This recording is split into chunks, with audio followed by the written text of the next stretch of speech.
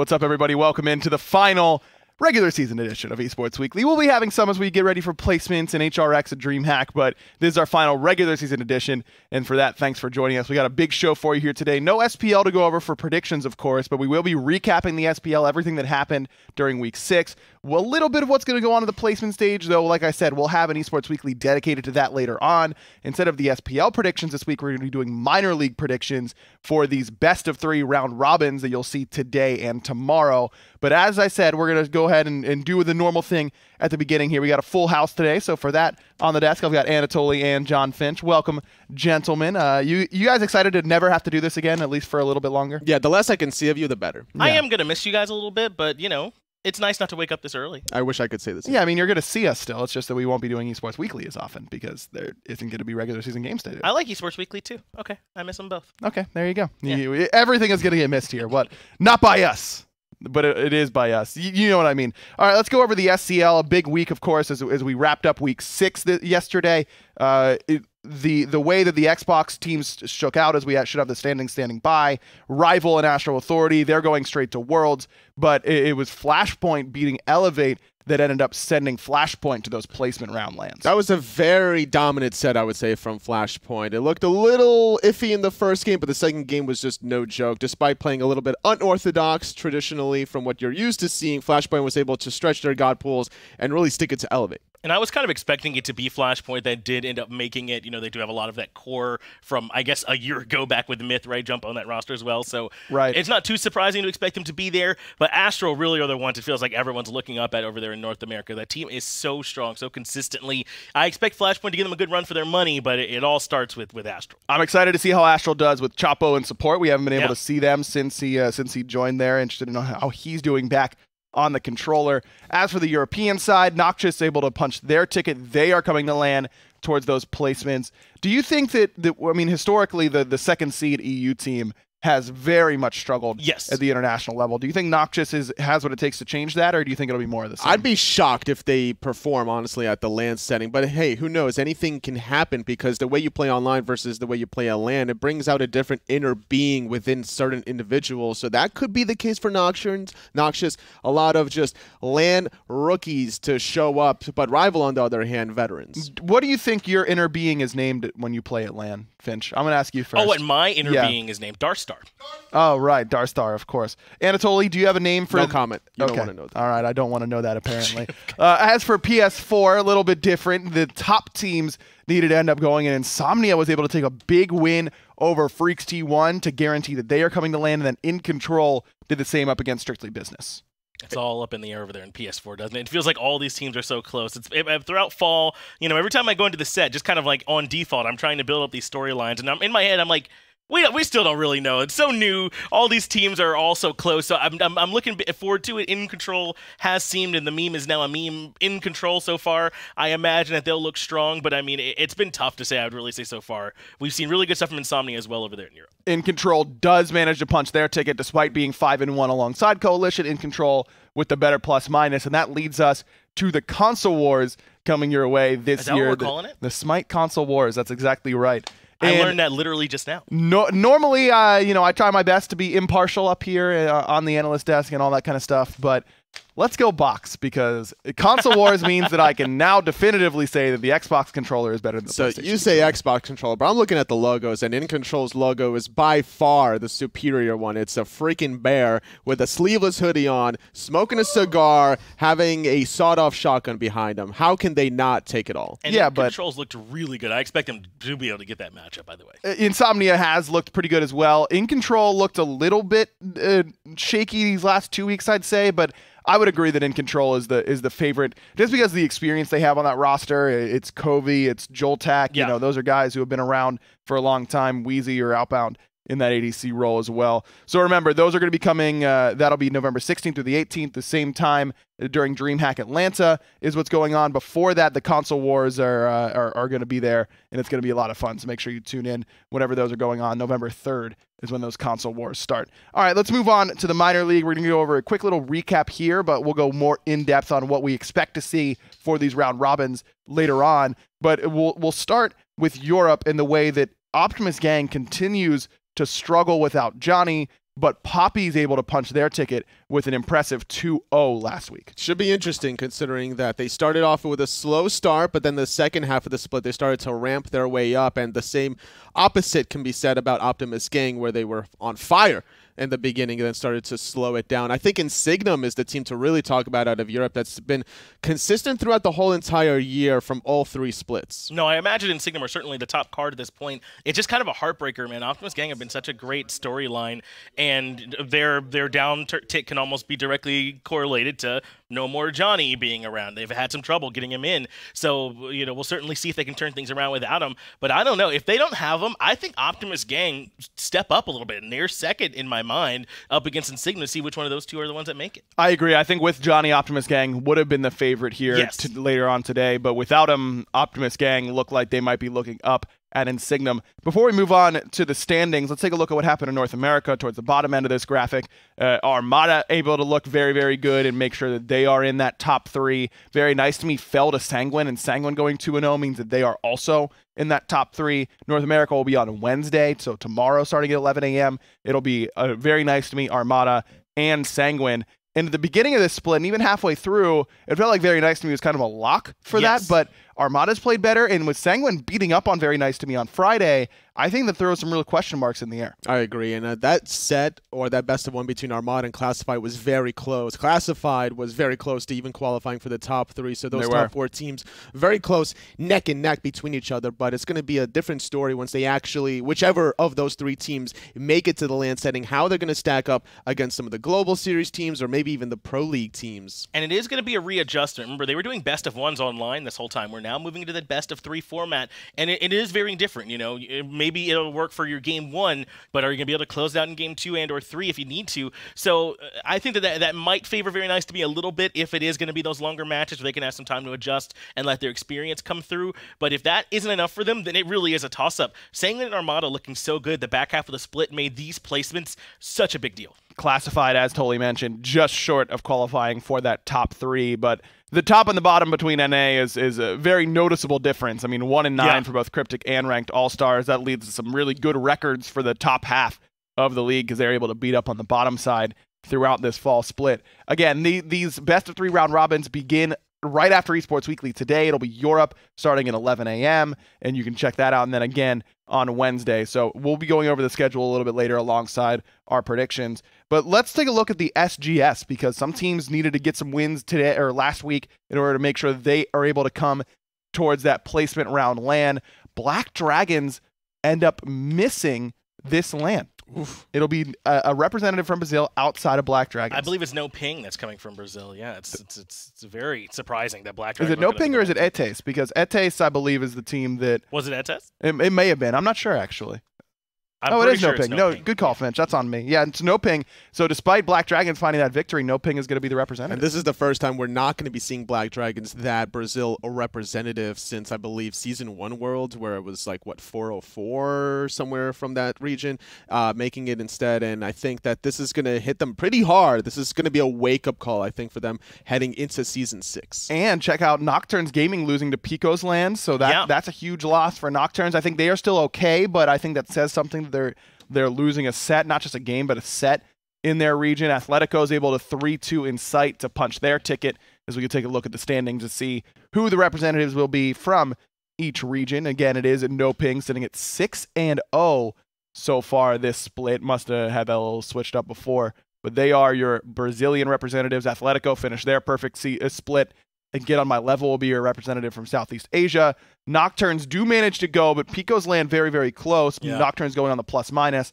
And then Loto Gaming instead of Why So Serial coming from LATAM North. And that could switch things up for Nocturnes as well because it was such a back-and-forth matchup between Nocturnes and Why So Serial. So we'll see how those LATAM teams face off against each other. That's definitely interesting to watch, but I think that you're right to point out that loss to Picos. I think if you want to be an international team with a chance to beat an SPL team, you need to have been dominant in your region at the very least. Yeah. Coming out of it to try and beat one of these teams. Nocturnes a team I had high hopes for, but if they had some struggles just getting here, then they're definitely definitely going to struggle in the actual placements. I'm very interested in those matchups up against like SML and bottom SPL, though. Yeah, I believe they go up against Luminosity first round. I think they get 6 seeds if they're Brazil and or Nocturne. They get 6 seeds from each region. So we'll see. It should be an interesting matchup. Excited to watch that one.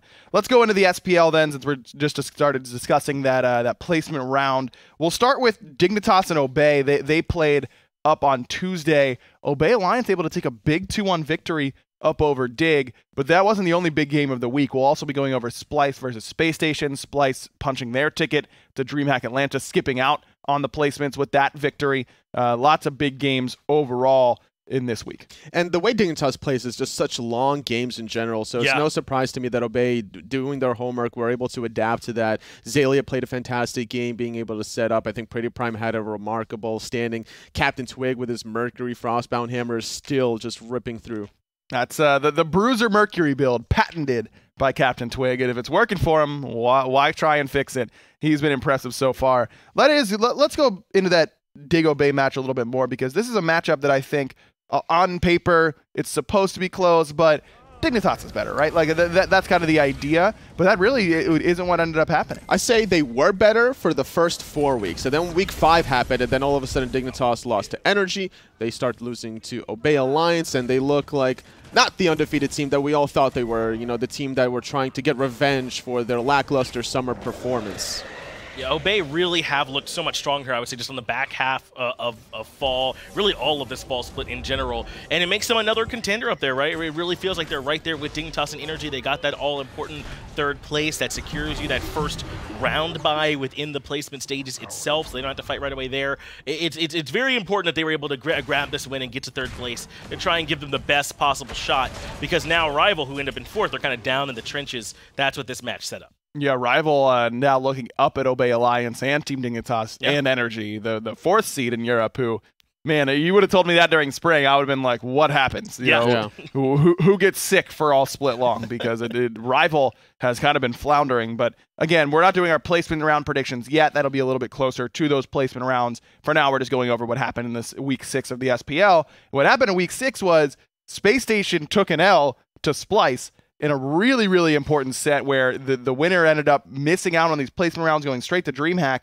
and Splice secures 2nd seed in NA. There's a difference between online and LAN performances. I think Splice are just really making it happen between Mosswall playing, you know, a lot of these immobile mages, some healers here and there, really throwing any opposition for a loop. And Divios and Aurora together, these North American Bruise brothers that I want to kind of put out there, have been the whole staple and foundation that allows Splice the victories. And what makes Splice so strong is they can win a lot of different ways. There are some rounds where Cyclone Spin and Aurora get so far ahead in the duo lane that they're able to kind of steal away jungle, and that gives some pressure over to Sino in the jungle as well, and you kind of lose it right from minute 1. But then there's games where they're willing to go all the way like 40, 50 minutes, and then it's like the Divio show, it feels like, right? Or Moswell finds some big damage out of the mid lane as well. This team has so many different win conditions, and we saw that here against Space Station, because I believe they won 1 and 3. They were very different games. And I think that the draft really hurt Space Station in game number 3 specifically. They last picked Vulcan for Veneno, I remember, against Sino's Naja, and that's definitely not the play. It was also an Artie, I believe, for Aurora, where the cripple destroys the backfire. So I think Space Station needs to reevaluate their picks and bans heading into LAN. Yeah, I remember Space Station picks a Circuit into the RDO, and then Aninster gets off to a good lead, and then dies trying to kill Aurora, and respawns, walks towards his back Harpies, and gets killed again. A Splice special, by the way. Right, the only team in the world that would do it to you, but they do it to you, and they get the 2nd seed in North America, which is critical. And there was a couple matches that were really critical for seeding in NA that ultimately led up to a tiebreaker between CLG and Trifecta. Now, we weren't able to broadcast that game, but Trifecta able to take a 2-0 victory over CLG. I think that really does show how far CLG still needs to go and how good Trifecta is right now. I think Sanford Soccer is transitioning a little bit better in Trifecta than currently Mast is in CLG. A lot of growing pains probably. Also, Sanford Soccer has been there a little bit longer, so that could have been a helpful benefit. Yeah, and it's not too surprising, right? CLG, that change doesn't feel like an instant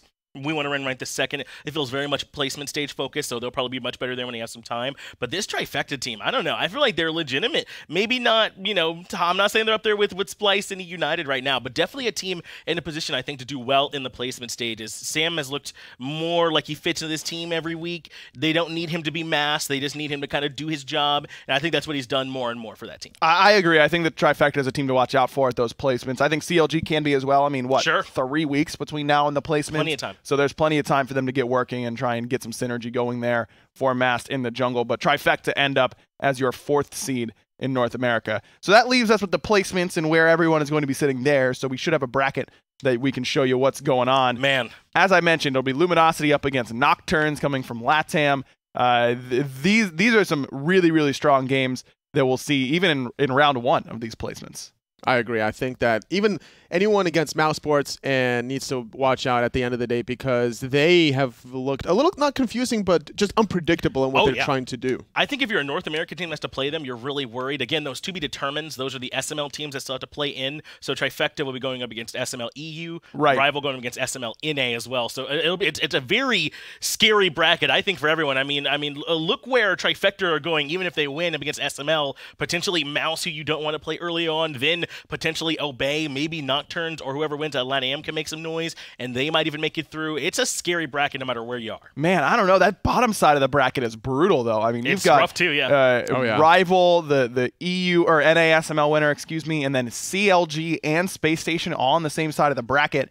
Remember, there is a losers part of this. I mean, you can take one loss and drop down to the loser side, but this is looking tough. If history repeats itself, Rival should be able to face off against Space Station. And Space Station has been struggling against European teams in the spring and the summer. So I'm already predicting Rival to go into the finals out of that bottom side. And from the top side, it's got to be either Obey or Mousesports also. But keep in mind, Obey is not going to be potentially playing with that full roster either.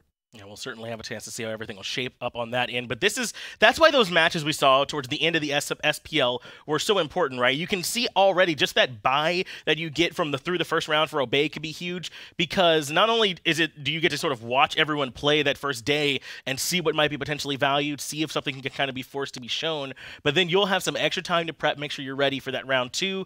And there's those 4 teams that make it right to DreamHack as well. It's so much competition, so many good teams that's why every single match is important towards the end of the split. It's going to be huge, and then we can't wait for those placement rounds.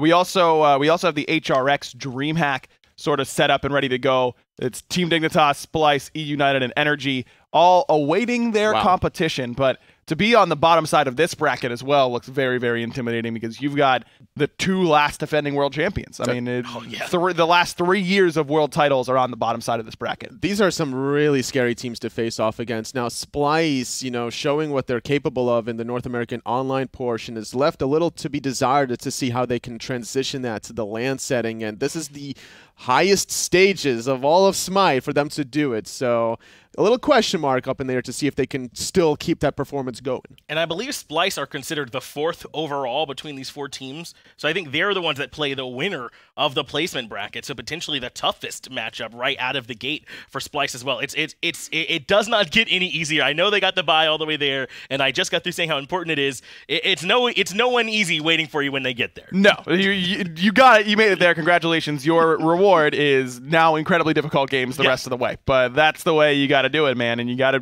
beat the best teams if you want to be the best. That's it. Yeah. Splice and the rest of everybody else who make it the DreamHack Atlanta are certainly going to be trying to do that. As we usually do, we've got our top plays and top fails from week 6, and for that, we've got F-Dot standing by. Hey, I'm back. I'm here, and we're back again. Final week of the SPL in the books. Really exciting stuff, but it's time to talk about the top plays as always. 3 of them this time around, and the first one, well, Replay guy really likes looking at Fire Giant steals. Sino steals the Fire Giant with a basic attack, so let's take a look.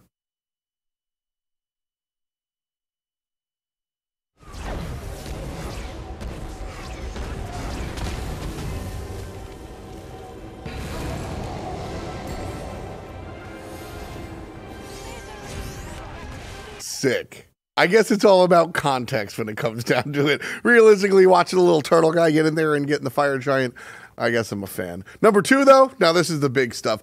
Quadra kill for zeros, and guess what? It's not the Morrigan. Let's take a look at number 2.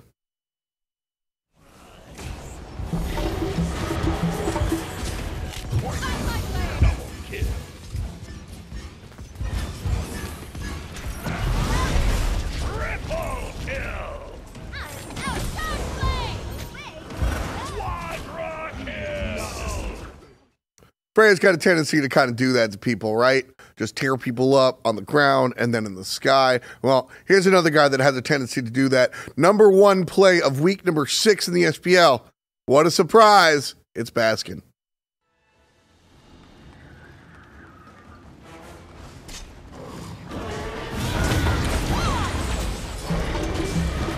Boom. Boom.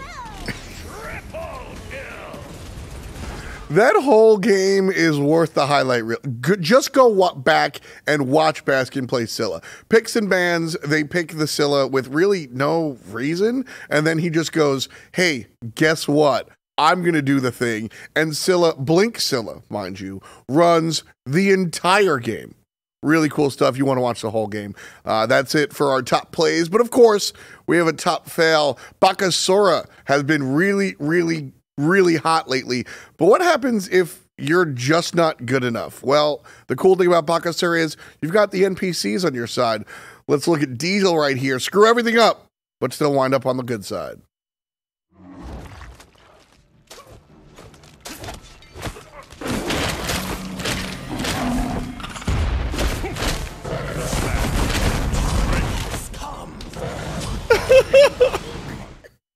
He's got the homies. I love the I love that camera angle that we got, right? Where he gets impaled against the wall and then you watch him die from his view and then you just see the little homies kind of take it out. That's a fun one. Anyway, I'm joined here on the couch with Finch and Mr. Aggro. We're gonna have some fun. Aggro, how's it going, bud? It's going pretty well. Thanks for letting us know we're going to have some fun. You good there, Finch? Just wanted to make sure. Yeah. Okay, cool. I wouldn't want the audience to miss a second of what's about to happen here. Can we shut his mic off? Right. Yes, I wouldn't want that either. So normally during these meta discussions, we kind of talk about what you can expect in the weeks to come. We don't have a lot of Smite in the weeks to come. We got a little bit of a downtime. As I've been saying, we got a special show planned for placements and things thereafter. So instead, I think that we should look at the things that have already happened. And I intentionally left this pretty open. What are some of the things that stood out to you about maybe meta or teams this season, not just in fall, but I think all year long? For me, the biggest thing, and I've been saying this for a while now, is just how open the damn game is. And I love it. I've been looking for this game for a long time. I'm going to mention another MOBA. Sorry. Dota's openness has always enticed me. I'm a Smite player because I want to aim my shots. I love the third-person perspective, but the ability to play any character in any position is really interesting. And we've got Nox support, we have Assassin solo, we have Mages jungle, we have Hunters. That's the game I want to play. We tend to butt heads about Mouse's approach. Listen, I don't think that they're the world champions anytime soon, but the idea that they can have their own playbook, come in and beat top teams is a testament to how cool the game is right now. How many wins did Mouse get with 2 Hunters in the duo lane? That's not the one I was defending. Okay. I would just like to be very clear about It's not that great. No. The idea of tanky Cherio and when Dardes was playing Nox. Yep. Even the Agni, like the mentality is cool, and I like that approach because realistically, stepping away from Mouse into the stronger teams, we do see Baskin play Apollo mid and just wreck. We do see Divios play Pele solo and just wreck. So that's really cool to me. I can feel that. I can feel that. What about you, Fringe? Oh, Jeff, I mean, there's a lot that's been interesting to me. One thing I haven't been, and I've talked about it all year long and haven't been able to place, is that I think CLG is way better than we've seen them be. And I don't know what's wrong with the team. I have no prognosis on whatever it is. If you're the doctor, what to say? I hope that this change up that they're doing in the jungler. It would be very hard for me to say Homie was the problem with that team. I don't think that there'd be any data to support it. Maybe something's going on behind the scenes, but we'll see if this swap up works. Because I think this team has always had the pieces to be way better than what we've seen be played out in front of us. I agree. I mean, I've been getting debated by CLG during the prediction section for months at this point. And you just expect them to do more every single week. Do you think that Mast is the solution? You know, it's funny because like Finch, I don't think that Homie FE was. I find it hard pressed to say that Homie is the problem. Aggro, you and I watch a ton of different games and everything for years on years. CLG is a unique team for me in all of my years watching sports, esports, etc. I have never seen a team so damn stacked. Can I ask a And just have question? a 0. Don't you can. follow an organization with a lot of really good players on it that always seems to underperform and never do as well as they're supposed to? Maybe like in Pittsburgh or anything like that. Anyone that would seem very similar to CLG, and you're like a big fan of them. Yeah. Anything No, like that no, that comes to I mind? don't see that I comparison. don't know, like a Hall of at Fame all. quarterback, Hall of Fame wide receiver, Hall of Fame running back. And can't seem to win. Anyway, Yeah, no, I'm not. Hughesy's loving you know. this conversation and nobody else. My point is that CLG is just a conundrum. I have no idea what's wrong with them, and it's kind of our job to know what's wrong with them, and we don't know what's wrong with them. So when I look at a roster change like Mask for Homie FA, it's so much less is Mask better than Homie FA, and so much more like nothing's working. Yeah. So do something. Yeah. And I'm with Finch. I think that these 3 weeks, you guys are talking to the desk, these 3 weeks in between, what I said on our talk show on Saturday was that game 1, I'm going to be able to tell. CLG is either going to be a brand new team that we were supposed to see in the springtime or the same old song and dance, and I'm tired of it. I need to see one game, and I'll be able to tell you what CLG we see. I mean, if I remember the bracket off the top of my head, they play up against Atletico round Atletico, 1, yep. and then they have to go against Rival right after that, Yeah, most likely. So they've got a tough schedule ahead of them. I agree. I think that Not Atletico. CLG is the No, you're right. the kind of the car. It's the lemon, you know what I mean? Where it's like we don't know what's wrong with this, and then Mass is the mechanic, like hitting the car, just being like, I'm just getting rid of this, I'm smacking it, and we'll see if it works. Yeah. And it might just Maybe I miraculously Fonzie it. Maybe I Right. just put another dent in it. Right? Yeah, Who knows? exactly. Like, Who knows Yeah. what the actual outcome is going to be here? But I think that the car needed something to happen to it, and whether or not we found the right parts is remaining to be seen. But you could do worse than Mask in the jungle. That's for sure. Mask in the springtime might have been the best jungler in North America. Yeah, I think he was. Yeah, I think he was. In the summertime, might have been number 2. Like Yeah. this is a guy. I'm sorry I'm legitimately sorry that he was on Trifecta. He's so much better than he has seemed this season. And although Homie wasn't the problem, in my opinion, Mask and inclusion, sure. All right, well, fair enough. Anything else that you guys like stood out to you during this season? I'm a little bit surprised we're seeing so many of these burst mages when mages were complaining they didn't have damage, and now all of a sudden that's all they want to play. Well, All right, hold on, whining let's a little- we could whine a little bit. view this objectively if you want to, Finch. I think that's the segment. This is very objective. Right. That's the idea. Objectively, mages have less late game damage than they did in any other season before this. Yes. It's just true. Yeah, I look at those op washes and the Zeus's, and I feel like they Basket don't also do hit enough. an 1,800 damage crush. Sure. Yeah, I don't think they're doing that. It's got pen on it. What do you want from me? I don't know. Look, They used to do 2,200. That's Right, fine. right, exactly. yeah. So And it's now less, what am I isn't supposed it? to do? It's Yeah. less, isn't it? Look, mages as a whole, I think that is an interesting conversation because mages had so much change coming in. Yes, maybe more in than the way anyone. that in the way that their role was played on the map, I think changed more than any other, including jungle, which is often hard to do when a jungle changes.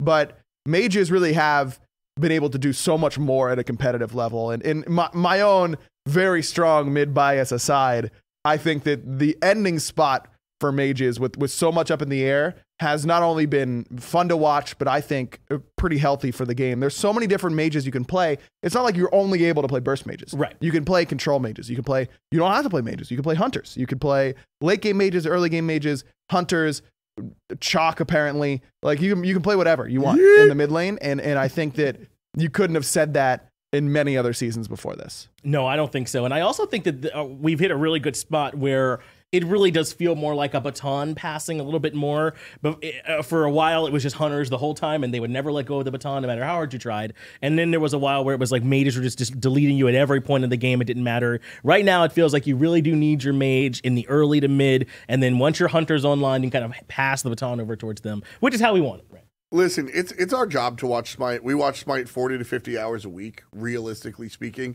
right? And we're talking about it most of the time. I would be disingenuous if I told you that every single season, every single game, this was the highlight of my day. Season 5, Smite has been the most fun for me to watch.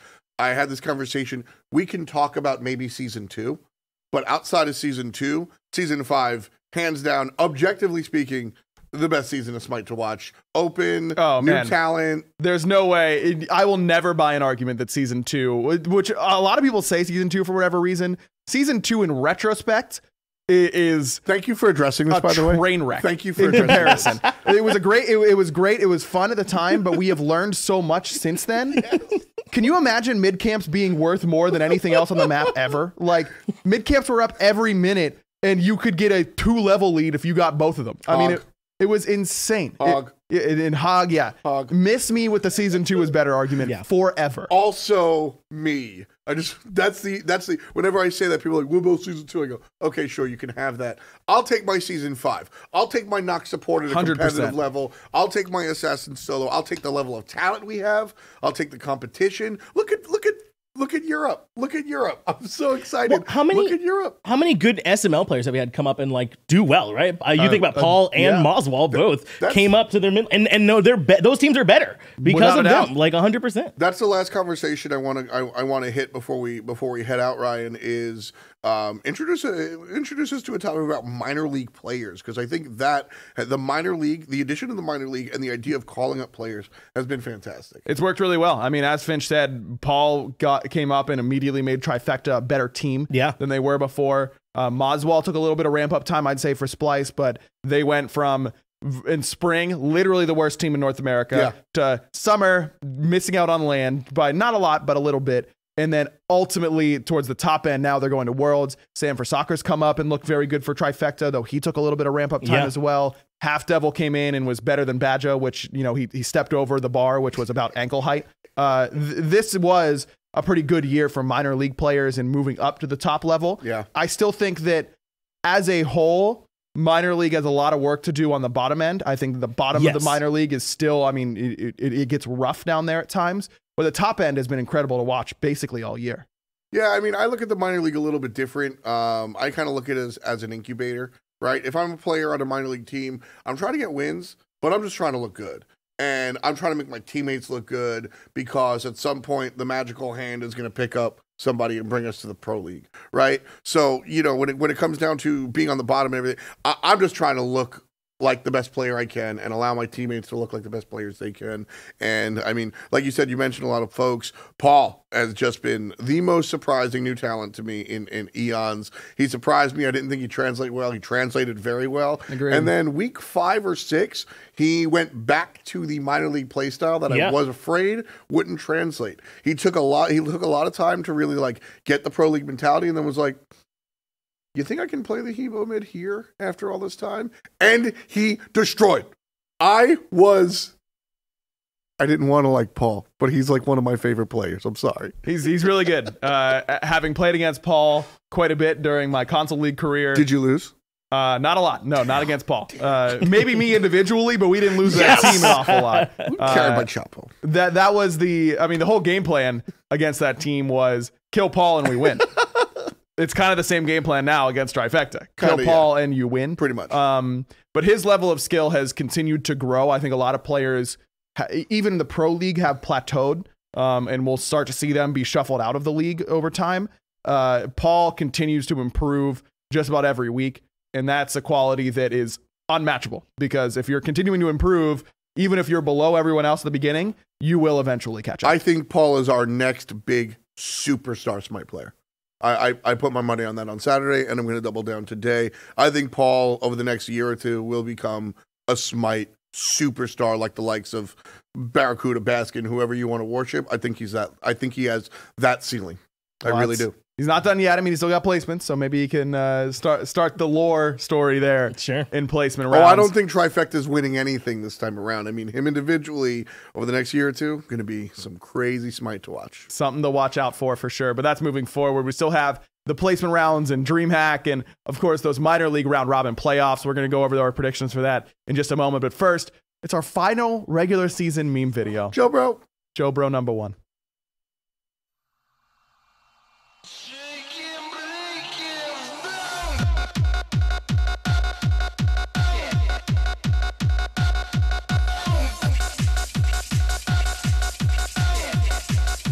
Boy! And for as good as they have looked, Rival has kind of They really did Space Jam their powers away from them. Didn't they? I'm pretty sure that's what happened here. It's the most logical explanation in my mind. Rival looking a You little excited bit for weaker at Space this Jam point. 2, by the way? You know, I like LeBron a lot, but I think that I don't like Space Jam that much. I loved it as a kid, and the more I think about it, the more I'm like, I don't know how good that was. Are you serious Like right as now? an adult, you know what I mean? Finch, and this is saying a lot.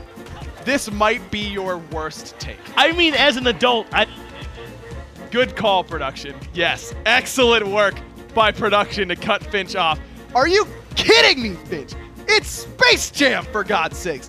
I watched that movie literally within I the make last my point? like 6 months, and it was phenomenal. I haven't seen it since then, so I might be wrong. I'm just saying that I think I'm hedging my bets that maybe it won't be as good as I remember. I agree, I loved it as What a does kid. it say about you as a person, Finch, that instead of saying, yes, I love Space Jam and I haven't seen it as a kid, but I probably hate it now? Like, how is that your thought process? Just be like, yeah, Space Jam rocks like everyone else on the freaking planet. It Come was on! great. I loved it. I'm not on the I don't hate Space Jam. This is going to come out like the I hate dogs thing.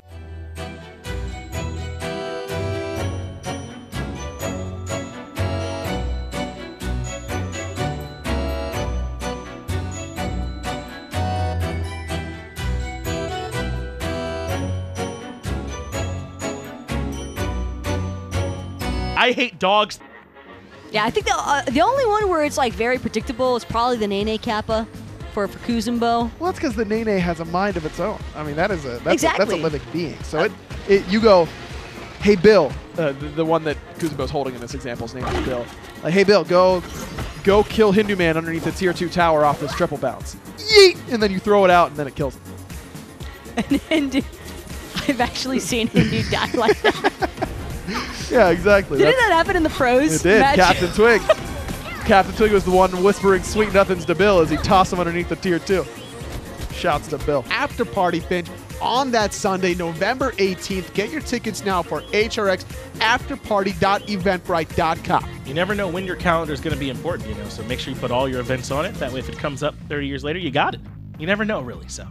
That's one thing I would suggest for you all at home as well. Just write down exactly what's going on. Thinking you were made for me. Isn't it my birthday yet? Cause I gotta say, you're looking like a gift for me. Wrapped up nice and neat, baby.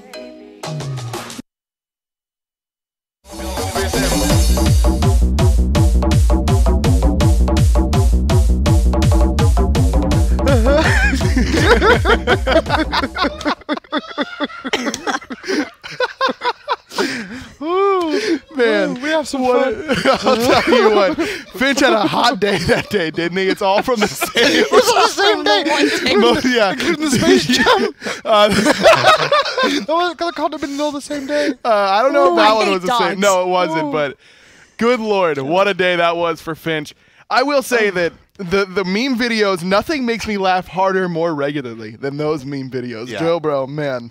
I actually do have tears in my eyes. Great work. Yeah. Hindu looks at me and just has like tears streaming down his face. Was that the same day? Just crying super I hard. was like, wait, what? Joe, bro, and making it happen. So we good now? We can all I'm recover. never dancing in that room ever. Oh man, it's really good. We do all love Space Jam on this desk, right? Before we move forward. I think the subject matter could have been better. Any other sport that was actually decent would have been more enjoyable. But, you know, like... Right, yeah, we all wanted to watch Space Jam cricket version. No, Yeah, we were- baseball. I was thinking baseball because you like baseball. You were thinking How cool would it baseball, have yeah. been to see all those little, characters on the bases trying to catch balls? Didn't Space Jam start out with baseball? It started out with some baseball, yeah. 'cause And Michael Jordan. did. Michael Jordan Nice. played baseball. There you go. He did, and he could have used some of the powers that other people stole. That's all I'm saying. Actually, little known fact, Michael Jordan wasn't as bad at baseball as everyone thinks he was. Oh, no, I heard he was actually all right. Yeah, he actually wasn't that bad, but Even I knew that. well, there you go. I got a clue. You got that outside perspective. That's I why did. everyone kind of assumes he sucked, but he actually wasn't too bad. All right, let's go over these minor league games. Like we've been talking about, it's a best of 3 round robin. We start with Europe today, so we'll start there, I suppose. It's Insignum, it's Optimus Gang, and it's the Poppies. We'll start with Optimus Gang. does this team have a hope without Johnny there? I don't believe so. I think that with the way that Poppies have been looking in the past couple of weeks of their SML performances, I understand that those are best of one settings, but it doesn't make that much of a difference between a best of one for these teams because they are all experienced enough by this point. They've all played in the best of three beforehand, and I just don't think that without Johnny, Optimus Gang is going to be able to pull this one off. I got to agree with Taco on this too, because I do feel, especially week 6, they didn't have Johnny there either, I believe. They used Get Fisher to kind of warm him up ready for these placements. Yep. Problem being is they faced Poppies in week 6, and Poppies ended up winning that one out. I'm confident that Poppies can take him down, and then I'm looking at Insignum like, well, if Poppies can do it, no offense to the Poppies, Insignum are too. I think Optimus Gang are the bottom team coming into this when the rest of the season, the rest of the split was not the story at all. And it's not that Optimus Gang isn't a talented team without not Johnny. It's just that losing your jungler, who also is a big portion of your picks and bans, and what you focus on during those picks and bans is going to hurt any team. But specifically this team, I think it really, really hurts them. I agree with you guys. I think that maybe they're even with the Poppies in chances to win this from here, but this makes Insignum the default favorite. I mean, the games between Insignum and Optimus Gang this split were all very, very close, and Johnny was a difference maker in a lot of those. It was also the fact that Insignum refused to zone for Fire Giants, but maybe they learned their lesson on that one. Does Insignum just have that? Is this home free for them at this point if we're all feeling like they're the favorites? I think Poppies have something to prove. Honestly, like, take into account, we always talk about Optimus Gang, they were a former Pro League team until the league got cut down to 6 teams instead of 8 in Europe. Well, Poppies were also one of those teams, and Poppies have been around a long, long time. Warchi moving to the mid lane seems to have done them a lot of good with this roster for Poppies. And as the season progressed, they've done well. They're not favorites. Like, they're not favorites coming into this. Well, man, I want them to win. I'm actually really rooting for the Poppies. I think I would have to lean a little bit more towards Insignum, though, because of the fact that Insignum actually won the Summer LAN when they played against North America. Very nice to me facing them. And I just feel like all Insignum have really done is just build even more off of that Summer synergy that they finally finished developing. And right now, I mean, they had a bit of a rough start at the beginning of the fall split for Minor League, but once that kind of smoothed it out past the first couple of weeks, I think that we've seen a new heightened sense or level of Insignum, and I just think that this team's a little bit too established by now. I get your point. I'm just concerned that with how they look through the fall split, they came out from the summer, they won the LAN, sure, but then they go back to the regular season, and teams start taking games off and making them bleed again, which is something that I didn't expect. I expected them, like you said, to put the push on, but it wasn't really the case. But it is a best of one environment for the duration of the minor league, and I do think that that altered what Insignum wanted to reveal. I think that a lot of teams, and Insignum being one of them, were mostly gearing towards just trying to make it into that top 3 slotting to begin with. I feel like Optimus Gang were kind of showing everybody exactly what they were capable of, and just looking for the direct challenge because they felt like they could mechanically outperform any other team, but then they lose Johnny, so I think that's going to severely impact them. And as for the Poppies, I think consistency is probably my primary concern for them. Man, I just hope the consistency today. I so want them to make the LAN. I don't know why. It'd be fun. I just think I've not met the Poppies in person before. I've seen them over the years from the original Season 1 days, and they've always been grinding away, and they always get to the cusp. Almost there, and they're almost there this time, but maybe Season 5. We all have Insignum, it looks like, for our minor league predictions. Warchi, I think, the man to watch, though, for the Poppies and how he can do in that mid lane. He's been a big part of their success when the Poppies are having success, which is more often than they aren't these days, that's for sure. Again, that's going to start right after this, at 11 a.m., right after Esports Weekly. But then tomorrow at 11 a.m., we've got the North American side, and that side seems to be a little bit more wide open in my mind. Very nice to me, has been the top card basically all split long, basically all year long, well, since summer at least, but these last few weeks, they have looked really, really vulnerable. They did have substitutes, though, in the final week of SML, and I do think that that also made a little bit of a difference. I believe it was Elpadog that came to fill in for Amule, and that's bound to always change up the team synergy a little bit, especially when you consider that I think Elpadog also flexed into a god pick choice that he wasn't necessarily comfortable with, and I still firmly believe that Very Nice to Me is probably your public favorite, just because of the fact that they are one of the more notable teams for the minor league. But I think Armada is definitely right behind them. Right, they've got Wowie. Armada got Cope. Sops, Sure. Benny Q. Like, I've seen those names around for a while, especially Cope and Sops. Those two have been around for quite a while. And Sops now in the mid lane position seems to have been doing okay for himself. Once upon a time was mainly focused on the Hunter role. But That's right. looking at, I actually do think Armada have a real shot tomorrow in this one, but it depends how Very Nice to Me and Sanguine play too. Obviously, I think Sanguine definitely are the team that are the bottom of the bunch, very similar to Optimus Gang, not for the same reasons though. I think a lot is also just going to be riding on the back of Solo or Troll, because I feel as the times that Very Nice to Me do suffer losses, it's because of Solo or Troll with his overextending tendencies and kind of following into those ranked habits. I would think is probably the best way to call them, because a lot of these players are just members who were really strong in the rank scene, and then they end up getting brought up into a more competitive aspect. I think that he, throughout the year, has definitely showed progress, but still has his moments.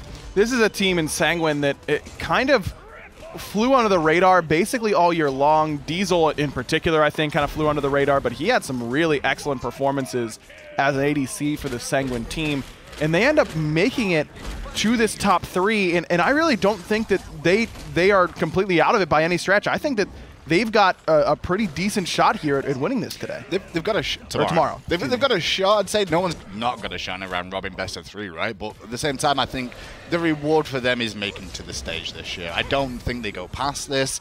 I don't think they do well at the international stage at the placements to try and get themselves to the DreamHack Live.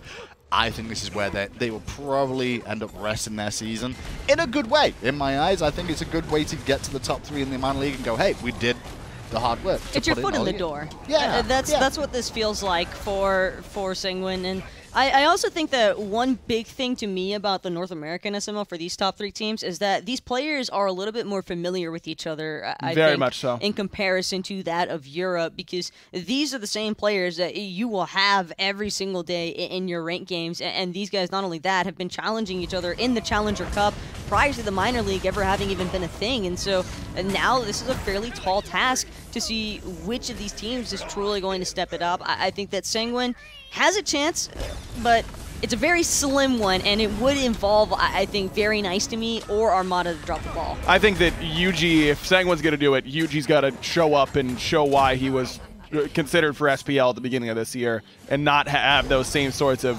question mark performances that we've seen a little bit more of than I think he would like so far this year. As for this Armada team, you went over it a little bit earlier, Graham. This is a team that I think has just as good of a shot almost as Very Nice to Me, with Armada stepping up as of late and Very Nice to Me slipping down in my mind. Cope has been the best jungler in North American minor league, I think, since summer. He's been very, very consistent and very, very good in that role. You look at Bruh, and that solo lane has been there for a long time, played very well. I think that this is a team that can make it happen for Realistically, Armada. Very Nice to Me Armada, I think, is a coin flip. Like, when it came to the vote, I'm like, I'll go Very Nice to Me because they've got the running form and the player names to back it up a little bit more so. But I think Armada versus them is a coin flip, and either team's coming. If anything, Armada might have a little bit of an outside better chance. So it looks like you two go for Very Nice to Me. I believe I selected Armada to be the North American representative. So that puts us in a position where maybe I can catch up to you, Graham. I'll change my vote to Armada. I knew this was going to happen, so I'll change my vote to Armada. Then. What? You can't just do that. That's not fair. I just did. That's not fair at all. The games haven't been played yet, Ryan. That's not fair. You knew you'd try and scam me. I'm sure you are all about the gambling. I gambled last week, and we got the percentages coming up after this. This is the schedule. A good gambler doesn't gamble when he doesn't need to. Well, that is, you gamble every time you can, Graham. That's not a good gambler. Just gambles all the time. Exactly. The Poppies versus Optimus Gang will be our opening game right after this. Optimus Gang versus Insignum, and then to close it out, Insignum versus the Poppies. At least that is all we will need on paper. We could end up needing more based on these round robins. If Optimus Gang come out and produce fireworks, they beat both those teams and we'll be over. We won't need the Insignum versus Poppy set. So that's right. That's the way it'll be there. And then tomorrow, Sanguine could do the same thing in North America. If Sanguine goes 2-0 tomorrow to start us off, then we don't even need Game 3. So it could be a short day, could be a long day, could be a medium day, could be a good day. It will be a good day. I can tell you that. It'll be a day. That is for sure. As I mentioned, I do want to see our percentages and how we ended up, because I know I risked it for the biscuit last week, and I don't think it paid off. It did not. Hey, Taco got Mouse over Rival. Yeah, she nailed that one. It was this trifecta versus Luminosity that really got us in trouble. Let's just take a minute, right? Even though I did win, what's giddy? Not gonna rub that in at all, right? I just want to say, even though I did win, all of us over a 70% Pretty good. win ratio. Not too bad. I think if we all went the exact same thing every time and kept it with less spice, we would probably all come in at 80%. Are you trying to make excuses for why you're bottom now? Is that what you're doing? No, I mean, I love living life on the edge. Taco definitely had the spiciest picks all year. I voted for SK in a set. Just keep it that way, okay? We can't all vote the same thing every week. Yes. Yeah. Okay. I don't think I picked SK once this year. And there was no reason to. That was intentional. Unless it was for which team's going to come bottom of the SPL. That's what I picked them for. That's right. We'll go over that kind of stuff. I was going to say, talk about SK and all that kind of stuff later on this year. Graham definitely picked very nice to me, so we'll see if I can catch up in percentage. I don't even know if one pick is enough to get me 2 percentage points. It almost certainly is. I think you need both of them and him to get them wrong. But we both picked Insignum for EU. So you want to change that pick? Make him change. I'll let you change that one. Just have projection change it anyway. Oh, what's that? Jameson saying that. Oh, you picked Optimus Gang. Actually, you mistyped it. They put it in wrong. So cool. So you've got Optimus Gang. I've got Insignum. I've got Armada. You've got Very Nice to Me. And Nice and Easy. Yeah. Cool. Sure. Cool. Awesome. And that does it for our regular season Esports Weekly. Wait, I want to monologue a little bit. Can we go over here for a second? Yeah, perfect. Thank you. Seriously, thank you so much to everybody who watched Esports Weekly during this season. It's been something that we've been wanting to do here forever, and we had a great time doing it. We've got to give huge shout outs to production. This is a pain in the butt to run. Trust me, especially when you've got us doing it for you. So huge shout outs to Tyler, who started it, and Jameson, who picked it up. Jennifer as well on the graphics has to put up with a lot for us changing our picks all the time. So thank you to those and everyone else in production who was able to help us out. And again, thank you so much for watching Esports Weekly. Again, we will have more whenever it comes time for the placements, but that means we're taking a couple weeks off. So get ready for it as we get ready for placements. Make sure you stick around Minor League right after this, as I've been saying, 11 a.m. to figure out who will be the EU representative. But for now, you can peach it.